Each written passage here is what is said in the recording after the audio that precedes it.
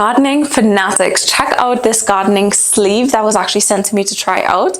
It's actually a very nice comfy material, and I love the fact that at the bottom here it has this little area that my thumb could go through, so of course I could put on my gloves and then I'm not going to worry about it slipping and sliding. Talking about slipping and sliding, at the top where it goes on your arm, it has sort of like a rubbery material right around, like a grip, so that it does not actually fall down. It's going to grip onto your skin and not actually slide.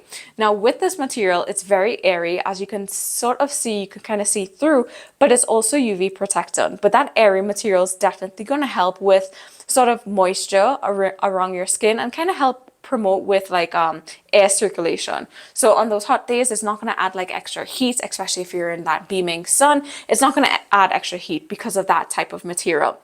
It's also going to help against any like thorns. If you're around like a lot of bushes or anything like that, it's definitely going to help. It's not going to prevent it, but it's going to definitely decrease any of those like minor injuries that you might get with like thorns coming through this material. And best of all, it is machine washable. I would definitely recommend like probably air dry instead of dryer, but this is a nice cooling material garden glove, especially if you love to garden outside.